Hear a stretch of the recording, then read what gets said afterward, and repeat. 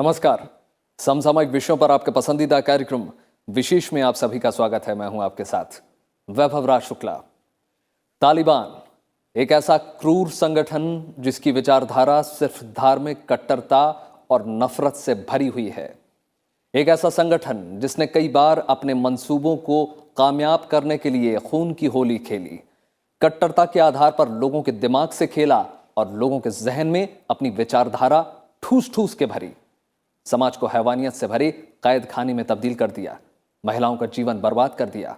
और इसके उदय में बहुत बड़ा हाथ है हमारे पड़ोसी मुल्क पाकिस्तान का, जहां मदरसे के संरक्षण में इस संगठन को तैयार किया गया।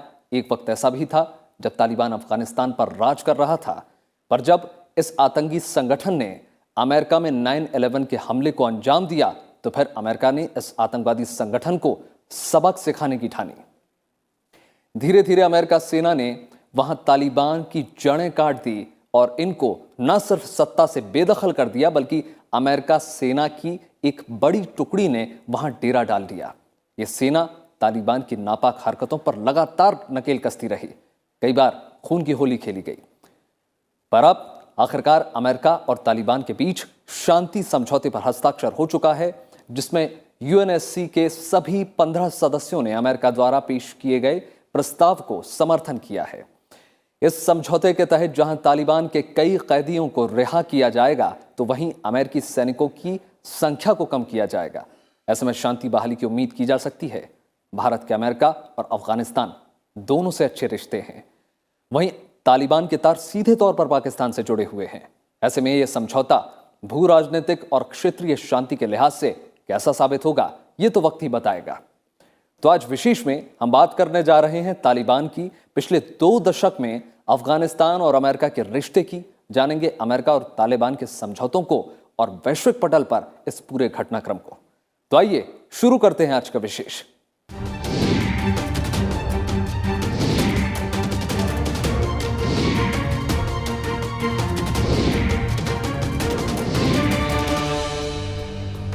संयुक्त राष्ट्र सुरक्षा परिषद ने अमेरिका तालिबान शांति समझौते का समर्थन किया है।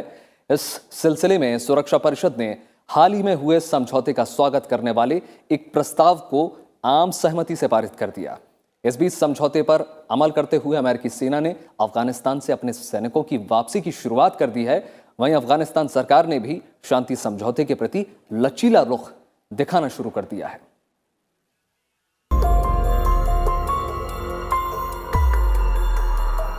संयुक्त राष्ट्र सुरक्षा परिषद ने अमेरिका और तालिबान के बीच हाल ही में हुए समझौते का स्वागत करने वाले एक प्रस्ताव को सर्वसम्मति से पारित कर दिया है।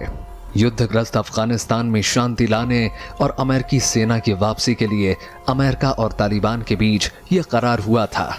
सुरक्षा परिषद के सभी स्थायी और अस्थायी 15 सदस्यों ने अमेरिका की ओर से पेश किए गए प्रस्ताव को 10 मार्च को समर्थन किया। इस प्रस्ताव में अमेरिका और तालिबान के बीच शांति और समझौते की संयुक्त घोषणा का समर्थन किया गया है।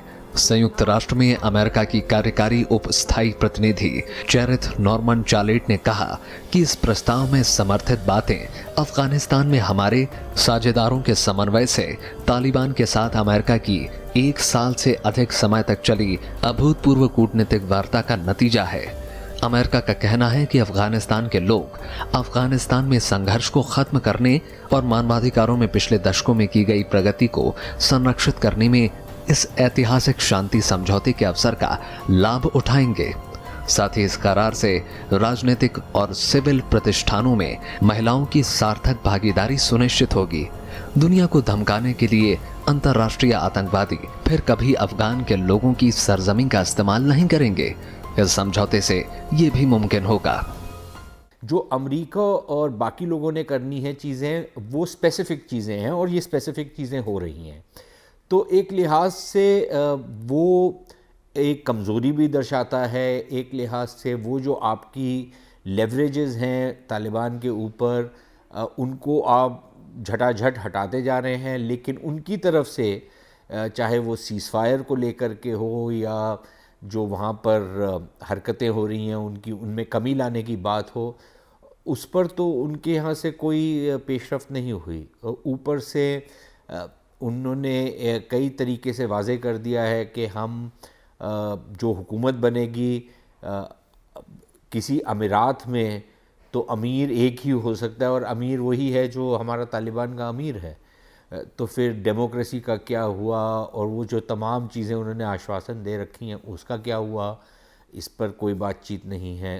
उन्होंने ये आश्वासन दिया है कि हम अल-कायदा और इस तरीके की जो दहशतगर्द तंजीमें हैं उनके साथ अपना नाता भी तोड़ लेंगे, या उनको अफ़गान ज़मीन का इस्तेमाल नहीं करने देंगे।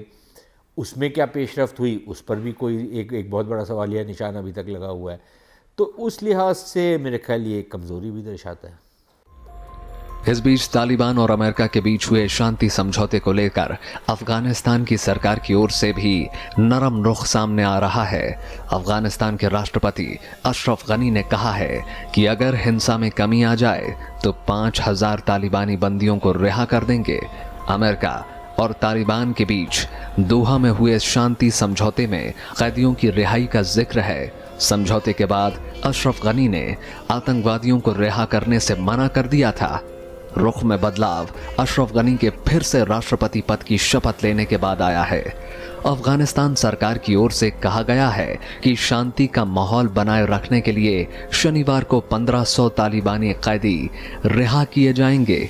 बाकी 3500 कैदियों को शांति वार्ता शुरू करने के बाद रिहा किया जाएगा।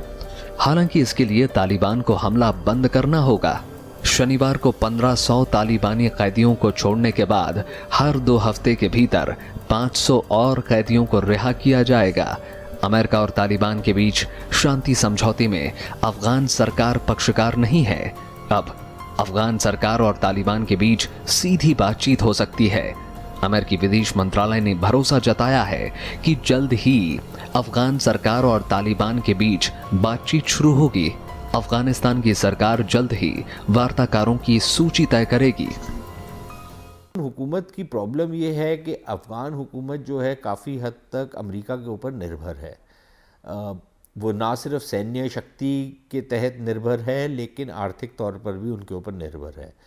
अफ़गानिस्तान की जो रियासत है उसको चलाने के लिए रियासत अपने ताईं पैसा नहीं इकट्ठा कर सकती जिससे वो रियासत को चला सके या अपने फ़ौजों को मेंटेन कर सके। उसके लिए उसको अमेरिका की ज़रूरत है। अमेरिका से पैसा आता है जिससे फ़ौज को भी पैसा मिलता है। अमेरिका से जो साजो सामान आता है उसी से फ़ौज को लैस किया जाता है।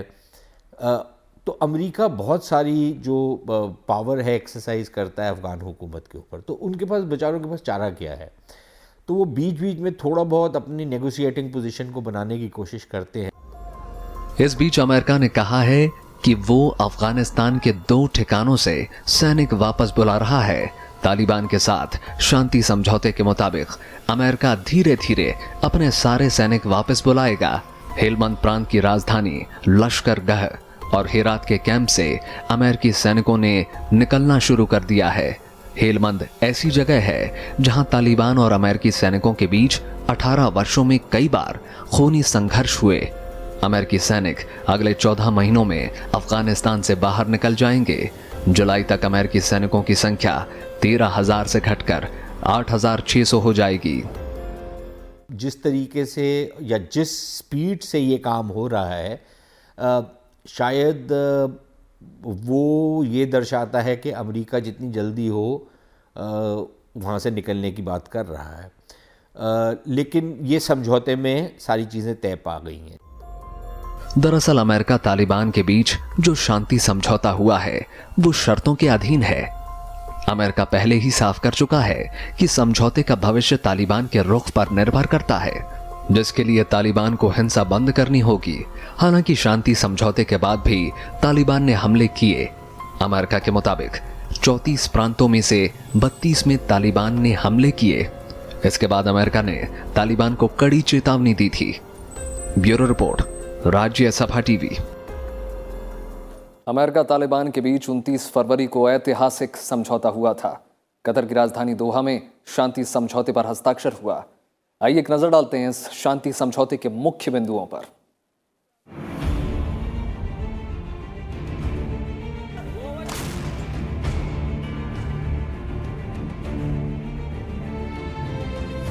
करीब 18 महीनों की लगातार बातचीत के बाद अमेरिका तालिबान शांति समझौते पर कतर के दोहा में 29 फरवरी को हस्ताक्षर हुआ। इस मौके के अमेरिकी विदेश मंत्री माइक पोम्पियो, कतर में भारतीय राजदूत पी कुमारन, पाकिस्तानी विदेश मंत्री शाह महमूद कुरैशी समेत करीब 30 देशों के प्रतिनिधि गवाह बने।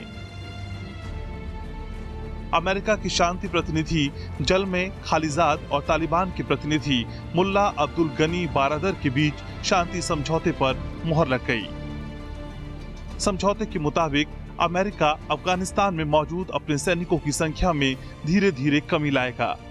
समझौते के तहत अमेरिका अगले 14 महीनों में अफगानिस्तान से अपने और सहयोगी देशों के सभी सैनिकों को वापस बुलाएगा।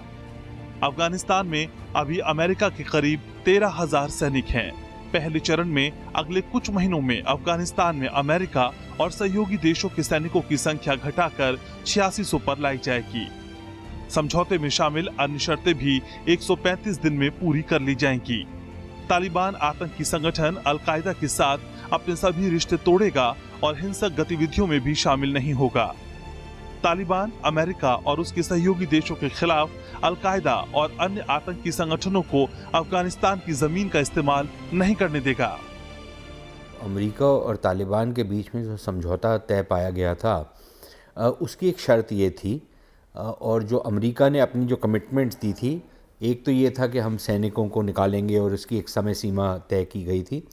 वो लगभग 5,500 सैनिक जो हैं 135 दिन यानी कि लगभग 3.5-4 महीने में निकालेंगे, और फिर उसके बाद जो बाकी सारे 8,000 साढ़े 8,000 उनके सैनिक हैं, उन सबको वो निकालेंगे उसके बाद 9 साढ़े 9 महीने में। और उसी के साथ साथ 5 जो उनके बेसेस हैं उनको अभी खाली करेंगे शुरू में, और बाकी सारे खाली करेंगे जब सारे सैनिक निकल जाएंगे। समझौते में प्रावधान किया गया है कि 10 मार्च तक अफगानिस्तान 5,000 तालिबानी कैदियों और तालिबान 1,000 कैदियों को छोड़ेगा।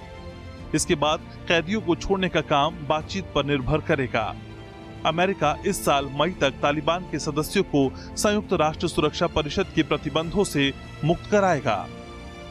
हम लोग कोशिश करेंगे कि जो लोगों को पकड़ा गया है दोनों तरफ से, उनकी रिहाई हो, और उसके अलावा फिर ये था कि हम सुरक्षा परिषद में जो तालिबान के ऊपर सैंक्शंस लगी हुई थी, उनके नकलो हरकत के ऊपर, उनके साथ कोई डीलिंग रखने के ऊपर, वो तमाम जो सैंक्शंस थी, हम उनको संयुक्त राष्ट्र में जाएंगे और उन सैंक्शंस को आपसे हटाने की बात करेंगे।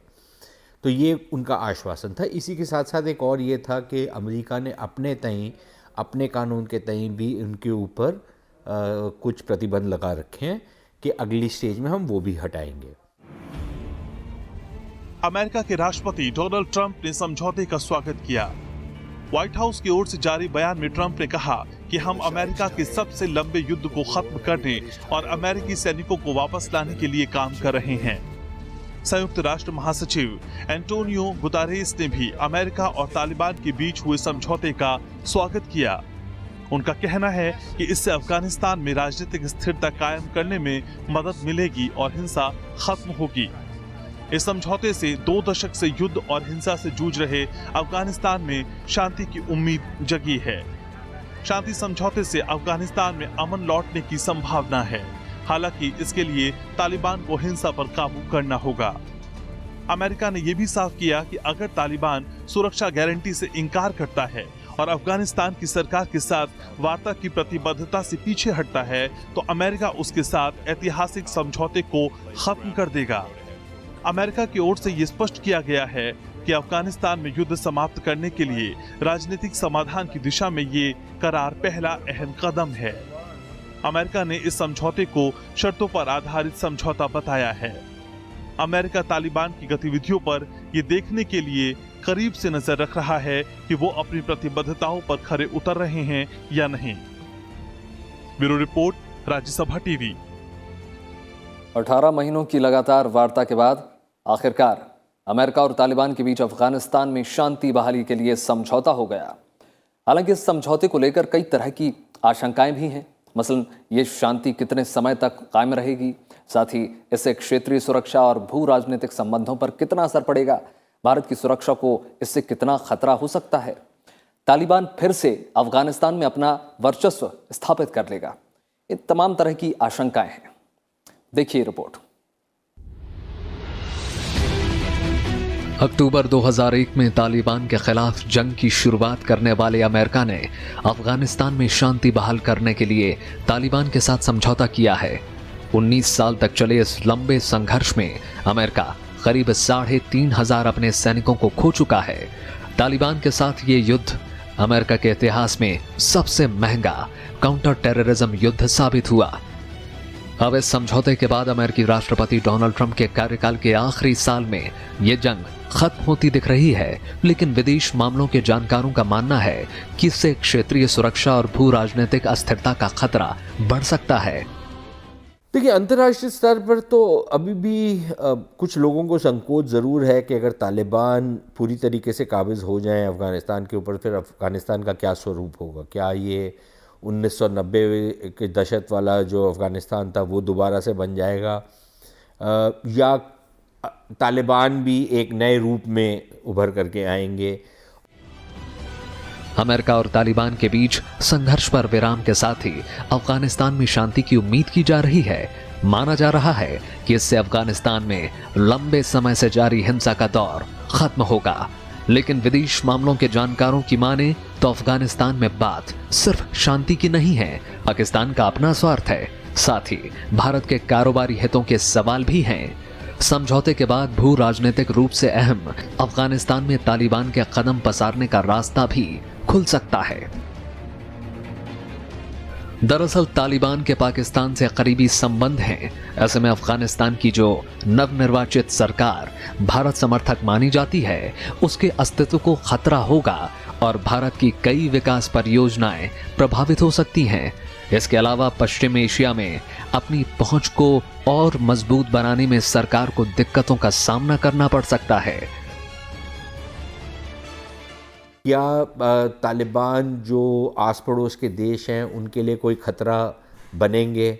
वो कहते तो हैं कि नहीं बनेंगे, लेकिन जब तक वो पावर में नहीं आते तब तक सब लोग यही देख रहे होंगे कि भाई अगला इनका मूव क्या होगा। तो जो जियोपॉलिटिक्स है वो इस पर डिपेंड करेगी काफ़ी हद तक कि तालिबान क्या करेंगे। भारत पहले से ही अफगानिस्तान में अरबों डॉलर की लागत से कई बड़ी परियोजनाएं पूरी कर चुका है और इनमें से कुछ पर अभी काम चल रहा है। भारत ने अब तक अफगानिस्तान को करीब 3 अरब डॉलर की मदद दी है, जिससे वहां संसद भवन, सड़कों और बांध आदि का निर्माण हुआ है। यही भारत की अफगानिस्तान में लोकप्रियता बढ़ने की वजह भी है। हालांकि भारत अभी भी वहां कई मानवीय और विकासशील परियोजनाओं पर काम कर रहा है। वहीं तालिबान अमेरिका शांति वार्ता को पाकिस्तान के लिए फायदे का सौदा माना जा रहा है। अमेरिका और तालिबान के बीच पाकिस्तानी सरकार और उसकी खुफिया एजेंसी ISI ने बिचौलिए का काम किया है। विशेषज्ञों की माने तो अफगानिस्तान से अमेरिकी फौजों के वापस जाते ही पाकिस्तान तालिबान की मदद से कश्मीर पर आतंकी घटनाओं को बढ़ा सकता है। तालिबान को अमेरिका के साथ बातचीत की मेज पर पाकिस्तान ही लेकर आया, क्योंकि वो अपने पड़ोस से अमेरिकी फौजों की जल्द वापसी चाहता है। जहाँ तक आंतरिक अफ़गानिस्तान की राजनीति है, उस पर भी ये तभी पता लगेगा क्या तालिबान जैसी जो तंजीम है वो किसी भी तरीके की जमहूरियत को एक्सेप्ट करेगी। दूसरी चीज़ ये कि आपकी कोई मोनोपोली नहीं होगी पावर में, हम भी पावर के लिए फ़ाइट कर सकते हैं और उसका तरीका चुनाव होगा। तो क्या तालिबान चुनाव को मान देंगे या नहीं मानेंगे? विशेषज्ञों का मानना है कि अगर अफगानिस्तान में तालिबान की जड़ें मजबूत होती हैं तो वहीं की मौजूदा सरकार को हटाने के लिए पाकिस्तानी फौज तालिबान को सैन्य साजो सामान मुहैया करा सकती है। इससे भू राजनीतिक अस्थिरता के साथ ही ये क्षेत्रीय सुरक्षा के लिए चुनौतियां भी खड़ी हो सकती हैं। Bureau report, Rajya Sabha TV. 2 दशक से युद्ध और हिंसा से जूझ रहे अफगानिस्तान में अपने तालिबान और अमेरिका के बीच हुए समझौते से शांति की उम्मीद जगी है। इस शांति समझौते से जहां लोग खुश हैं और उन्हें देश में अमन लौटने की आशा है, वहीं इसे लेकर संदेह भी है कि शांति लंबे समय तक कायम रहेगी या नहीं, क्योंकि 1996 से 2001 तक अफगानिस्तान पर शासन करने वाले तालिबान ने न केवल भारी बर्बरता की थी, बल्कि अफगानिस्तान को आग में झोंक दिया था। आइए जानते हैं तालिबान की शुरुआत से लेकर अमेरिका से समझौते तक की पूरी कहानी को।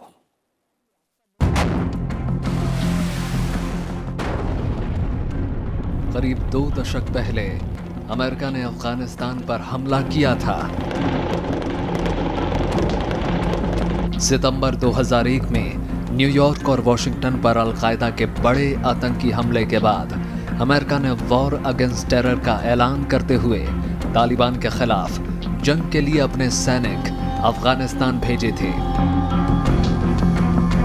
तब अफगानिस्तान पर तालिबान का शासन था, जिसे सिर्फ पाकिस्तान का समर्थन मिला हुआ था। अपने शासनकाल के दौरान तालिबान और उसके आकाओं ने अफगानिस्तान में बर्बरता और कट्टरता की एक ऐसी कहानी लिखी जिसने अफगानिस्तान को आग में झोंक दिया। तालिबान के उदय में पाकिस्तानी गुप्तचर एजेंसी ISI यानी इंटर सर्विसेज इंटेलिजेंस का बड़ा हाथ है। 1979 से 1989 के दौरान जब तत्कालीन सोवियत संघ ने अफगानिस्तान पर कब्जा कर लिया, तो बड़ी संख्या में युवा अफगानी छात्र वहां से भागकर पाकिस्तान के सुन्नी इस्लामिक मदरसों में आ गए। तब 1990 के दशक में अफगान छात्रों को भड़काकर ISI ने सोवियत नेताओं के खिलाफ तालिबान को जन्म दिया। दरअसल छात्र के लिए अरबी में तालिब शब्द का इस्तेमाल होता है और इसी से तालिबान बना। शुरुआती दौर में इसे सऊदी अरब समेत खाड़ी के कई देशों में पैसा मिलता था। पाकिस्तानियों ने एक तरफ तो अमेरिका के साथ दोस्ती का ढोंग किया, दूसरी तरफ उन्होंने तालिबान को बचा के रखा, उनको रिवाइव किया, उनका समर्थन किया और फिर 2005-06 के आसपास उनको दोबारा से रीलॉन्च कर दिया अफगानिस्तान में। साल 1994 में तालिबान पहली बार अफगानिस्तान के पटल पर उभरा और अक्टूबर 1994 में उसने बिना लड़े कंधार शहर पर कब्जा कर लिया। तालिबान ने तब पाकिस्तान की सीमा से लगे पश्तूनों के इलाके में शांति सुरक्षा बहाल करने का वादा करने के साथ ही सत्ता में आने पर शरिया कानून लागू करने और भ्रष्टाचार पर नकेल कसने का वादा किया था। इसके बाद सितंबर 1996 में तालिबान लड़ाकों ने तत्कालीन राष्ट्रपति बुरहानुद्दीन रब्बानी को बेदखल कर राजधानी काबुल पर कब्जा कर लिया। तालिबान ने सत्ता पर काबिज होते ही शरिया और इस्लामिक कानून को सख्ती से लागू किया। संगीत, टीवी और पतंग उड़ाने आदि पर प्रतिबंध लगा दिया। लड़कियों के स्कूल बंद कर दिए गए, जबकि महिलाओं को काम करने के लिए रोक दिया गया। साथ ही लोगों को बेहद सख्त और क्रूर सजाएं दी गईं। शुरुआत में अधिकांश तालिबानी लड़ाके पाकिस्तान के मदरसों में पढ़ने के बाद इसका हिस्सा बने। साल 1998 तक अफगानिस्तान के करीब 90% हिस्से पर तालिबान का कब्जा हो गया, लेकिन केवल सऊदी अरब, संयुक्त अरब अमीरात और पाकिस्तान ने ही तालिबान शासन को मान्यता दी थी। मार्च 2001 में तालिबान ने मध्य बामिया घाटी में भगवान बुद्ध की 1500 साल पुरानी विशाल प्रतिमाओं को उड़ा दिया। धीरे धीरे करके 3-4 साल में तालिबान जो है लगभग सारे अफ़गानिस्तान के ऊपर काबिज हो गए। एक छोटी से एरिया को छोड़ के जो अहमद शाह मसूद कंट्रोल कर रहे थे, पंजशीर वैली, उसको छोड़ करके बाकी सारे एरिया पे काबिज हो गए। लेकिन उसी समय फिर 9/11 हुआ और फिर जब अमेरिका बहादुर एंटर किया तो फिर वो जो नॉर्दर्न अलायंस था, जो अहमद शाह मसूद के साथ बाकी कुछ लोग दोस्तम और इस टाइप के लोग, अतानूर वगैरह वगैरह, ये लोग जो मिल गए, फिर अमेरिका ने उनका समर्थन किया। उन्होंने तालिबान को खदेड़ा। जब तालिबान की सरकार को उड़ा दिया गया काबुल से और वो भाग गए, तो वो सारे जाके पाकिस्तान में जाके उन्होंने शरण ली। साल 2001 में 11 सितंबर को न्यूयॉर्क में हुए आतंकी हमले के बाद तालिबान दुनिया की नजरों में आ गया। इस हमले के बाद अमेरिका ने 7 अक्टूबर 2001 को अफगानिस्तान में ऑपरेशन एंड्योरिंग फ्रीडम शुरू किया। अमेरिकी सेना ने तालिबान को सत्ता से बेदखल कर दिया। हालांकि तालिबान नेता मुल्ला उमर और अल-कायदा प्रमुख ओसामा बिन लादेन पकड़ा नहीं जा सका। दिसंबर 2001 में अमेरिका के सहयोग से हामिद करजई को अफगानिस्तान का अंतरिम प्रशासनिक प्रमुख बनाया गया। वहीं साल 2004 में अफगानिस्तान का संविधान अस्तित्व में आया। संविधान के प्रावधानों के अधीन रहते हुए अफगानिस्तान ने अक्टूबर 2004 में लोकतांत्रिक प्रक्रिया का पालन करते हुए अपने पहले राष्ट्रपति का निर्वाचन किया। साल 2009 में बराक ओबामा के राष्ट्रपति बनने के बाद अफगानिस्तान में शांति बहाली की प्रक्रिया को दोबारा शुरू करने के लिए अधिक संख्या में अमेरिकी सैनिकों की तैनाती की गई। मई 2011 में पाकिस्तान के एबटाबाद में 9/11 हमलों के मास्टरमाइंड ओसामा बिन लादेन को अमेरिकी सेनाओं ने मार गिराया। फाइनली अमेरिका ने ये डिसाइड किया कि भाई हम ये वॉर जीत तो सकते नहीं, हम हारे बेशक ना, लेकिन हम जीत नहीं सकते और हम फंसे हुए हैं यहाँ पर, और यहाँ से निकलना बेहतर है। और कई पहले पेशकश हुई इसकी कि हम कैसे निकला जाए, क्या विड्रॉल स्ट्रैटेजी हो, लेकिन ट्रम्प साहब के आने के बाद उसको एक तरीके का और प्रोत्साहन मिला और वो बड़े क्लियर थे कि हम इसमें कोई फ़ायदा नहीं है हमारा यहाँ पर रहने का। और क्योंकि जो लोगों को तालिबान से खतरा है, जो खित्ते के देश हैं, वो अपना हिस्सा डालें, इसमें हम क्यों अपना हिस्सा डालें, ये उनकी जंग भी तो है, तो वो क्यों नहीं हिस्सा डालते। अब चीन या बाकी जो सारे देश हैं वो तो डबल गेम खेलते जा रहे थे सारा टाइम, तो अमेरिका बहादुर ने डिसाइड किया कि अब हम यहाँ से निकल रहे हैं और उसी के तहत अब ये समझौता हुआ। जून 2011 में राष्ट्रपति ओबामा ने अफगानिस्तान से अमेरिकी सैनिकों की सीमित संख्या में वापसी का रोड मैप प्रस्तुत किया। जून 2013 में अफगानिस्तान सेना ने पूरी तरीके से सुरक्षा का उत्तरदायित्व ले लिया। इसके बाद से अमेरिकी सेना केवल सहयोगी के रूप में कार्य कर रही थी। जनवरी 2017 में डोनाल्ड ट्रंप के अमेरिकी राष्ट्रपति बनने के बाद अफगान नीति के संदर्भ में मुख्य एजेंडा अफगानिस्तान से अमेरिकी सेना की वापसी पर रहा, जिसे अब मूर्त रूप दिया जा रहा है। Bureau report, Rajya Sabha TV.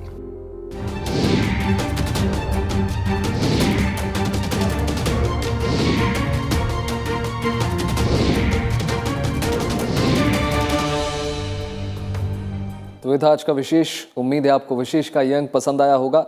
आप ये हमारा कार्यक्रम YouTube पर भी देख सकते हैं, जहां पर हमें आपकी प्रतिक्रियाओं और सुझावों का हमेशा इंतजार रहता है। बाकी देश और दुनिया की तमाम बड़ी खबरों के लिए जुड़े रहिए राज्यसभा टेलीविजन के साथ। नमस्कार।